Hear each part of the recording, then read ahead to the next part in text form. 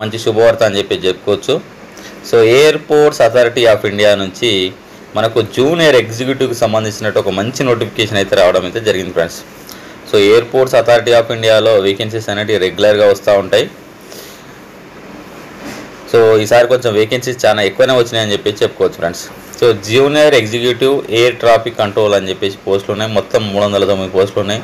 Unreserved 125, EWS 30, OBCC 72, SC వచ్చేసి 55, ST వచ్చేసి 27 అయితే పోస్టులు అయితే ఉన్నాయి ఫ్రెండ్స్. అదేవిధంగా పీడబ్ల్యూబీడీ వాళ్ళకు 7 పోస్టులు అయితే ఉన్నాయి ఫ్రెండ్స్. దాని తర్వాత మెడికల్ స్టాండర్డ్స్ అయితే ఇచ్చింది ఫ్రెండ్స్. సో అందులో మనకు ఫంక్షనల్ రిక్వైర్మెంట్స్ అంటే చేయాల్సిన పనులు ఏమేమి ఉంటాయని ఇచ్చాడు. ఒకసారి అందులో సిట్టింగ్ ఉంటుందట, స్టాండింగ్ ఉంటుందట, bending, hearing, communication, reading and writing, seeing, manipulation with fingers. So ఇవన్నీ మెడికల్ స్టాండర్డ్స్ అయితే ఖచ్చితంగా ఉండాల్సినటువంటి అవసరం అయితే ఉన్నది ఫ్రెండ్స్. తర్వాత యాసిడ్ అటాక్ విక్టిమ్స్ వాళ్ళకు కూడా ఇచ్చిందనమాట. దాని తర్వాత ఎడ్యుకేషన్ క్వాలిఫికేషన్ విషయానికి వచ్చినట్టయితే, సో ఎడ్యుకేషన్ క్వాలిఫికేషన్లో compulsory 3 years in science, BSc science ఉండాలి ఫ్రెండ్స్. ఫిజిక్స్ అండ్ మ్యాథమెటిక్స్ ఉండాలి.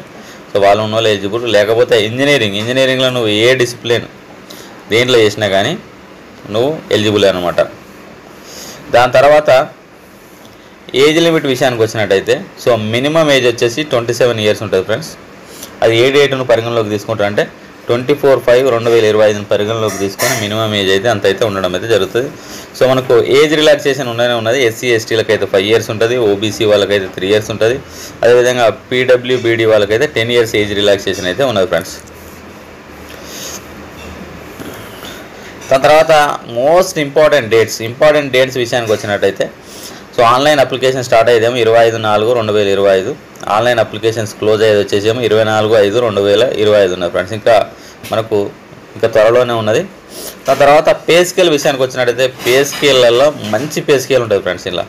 సో దీంట్లో వచ్చేసి 40,000, 1,40,000 ఉంటుంది, 3%. దీంట్లో మనకు దరిదాపులో మీకు జాబ్ వచ్చిందంటే ఒక 1 lakh పైనే, అంటే మనకు 1 lakh పైనే శాలరీ ఉండేటటువంటి అవకాశం అయితే ఉన్నది ఫ్రెండ్స్.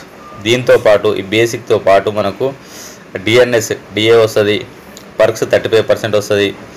ఆ తర్వాత హెచ్ఆర్ఏ వస్తుంది, అదర్ బెనిఫిట్స్ కూడా ఉంటుంది. దీంట్లో గ్రాట్యుటీ ఉంటుంది, సోషల్ సెక్యూరిటీ స్కీమ్ ఉంటుంది, మెడికల్ బెనిఫిట్స్ ఉంటాయి, ఇవన్నీ ఉంటాయి ఫ్రెండ్స్. టోటల్గా మనకు స్టార్టింగ్లోనే 13 lakhs, సంవత్సరానికి 13 లక్షల ఇన్కమ్ వచ్చేటటువంటి అవకాశం అయితే ఉన్నది ఫ్రెండ్స్. చాలా మంచి జాబ్ అని చెప్పుకోవచ్చు.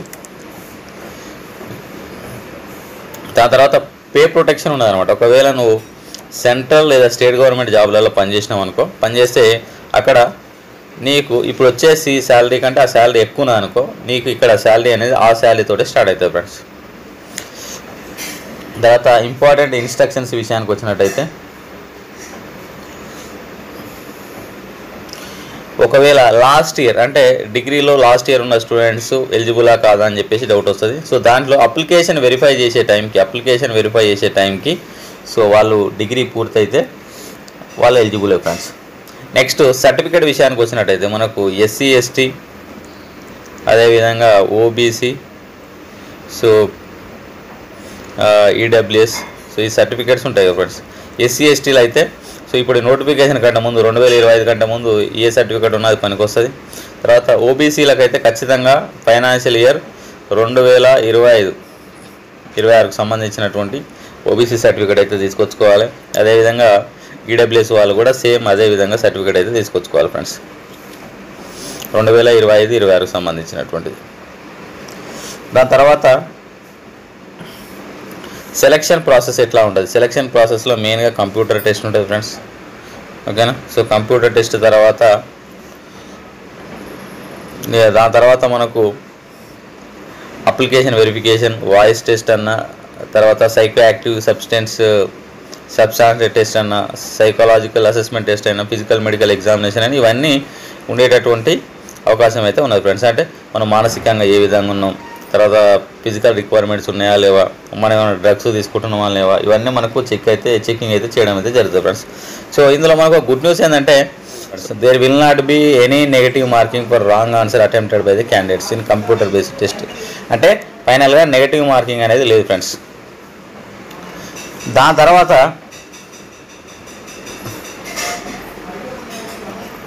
గవర్నమెంట్ జాబ్ అంటే ఒకవేళ గవర్నమెంట్ జాబ్ చేసే వాళ్ళు అప్లై చేసేటప్పుడు ఖచ్చితంగా నో అబ్జెక్షన్ సర్టిఫికేట్ అయితే తెచ్చుకొని అప్లై చేయాల్సినటువంటి అవసరం అయితే ఉన్నది.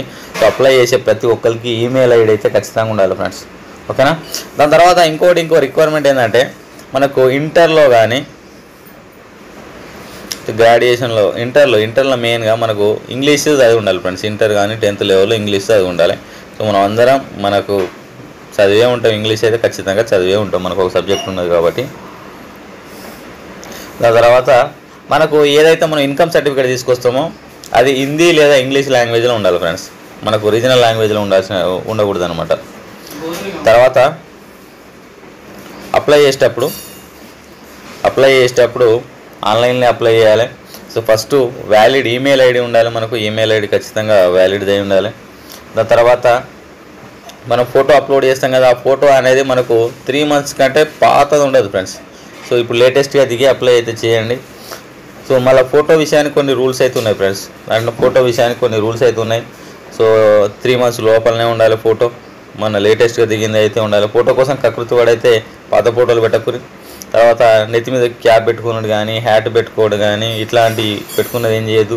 అదేవిధంగా గ్లాసెస్ కూడా పెట్టుకొని ఫోటోని అయితే దిగొద్దు. మంచి బ్యాక్గ్రౌండ్ ఉండేటట్టు చూసుకొని ఫోటో అనేది జేపీజీ ఫార్మాట్లో ఉండాలి లేదా .jpeg ఫార్మాట్లో ఉండేటట్టుగా చూసుకోవాలి. తర్వాత సిగ్నేచర్కి సంబంధించినవి కూడా కొన్ని గైడ్లైన్స్ ఉన్నాయి ఫ్రెండ్స్. సిగ్నేచర్ అనేది ఏ విధంగా ఉండాలంటే సిగ్నేచర్ విషయానికి వచ్చినట్టయితే సిగ్నేచర్ సో పేపర్ మీద మొత్తం పేపర్ మీద మనం గేడ సంతకం పెడతాం. సో ఈ పార్ట్ మాత్రమే అప్లోడ్ చేయాలి, ఇట్లా సంతకం పెడితే. ఈ ఫోటో అంతా అప్లోడ్ చేయొద్దు. తర్వాత ఈ సిగ్నేచర్ అనేది ఓన్లీ బ్లాక్ పెన్ తోటి పెట్టాలి, ఆ బ్లాక్ పెన్ తోటి పెట్టిందాన్ని అప్లోడ్ చేయాలి. సో ఇది కూడా మనకు జేపీజీ ఫార్మాట్ ఉండాలి లేదా .jpeg ఫార్మాట్లో ఉంటే సరిపోతుంది. సో ఇవైతే చూసుకోవాలి ఫ్రెండ్స్. దాని తర్వాత అప్లై చేయడానికి ఫీజు ఎంత వస్తుంది అంటే సో మామూలుగా అందరికైతే 1000 రూపాయలు ఉంటుంది, 1000 రూపాయల ఫీజు అయితే ఉన్నది ఫ్రెండ్స్. దాని తర్వాత SC ST అండ్ దాని తర్వాత ఉమెన్ ఈ PWD వాళ్ళకు సో వీళ్ళందరికీ అయితే ఎటువంటి ఫీజు అయితే లేదు, నో ఫీజు, ఓకేనా. ఖచ్చితంగా అయితే అప్లై చేయండి, చాలా మంచి జాబు. సో మీరు క్రాక్ చేశారంటే సో 13 lakhs, సో సంవత్సరానికి 13 లక్షల రూపాయలు అయితే మీకు వస్తాయి. గవర్నమెంట్ జాబు మంచిగా ఆరామ్సే పని చేసుకోవచ్చు friends. Okay friends, thank you. So ఈ వీడియో నచ్చిందని అనుకుంటున్నాను. వీడియో నచ్చితే లైక్ చేయండి, ఫ్రెండ్స్ కూడా షేర్ చేయండి. మన యూట్యూబ్ ఛానల్ కొత్తగా వస్తున్న వాళ్ళు తప్పకుండా సబ్స్క్రైబ్ చేసుకోండి.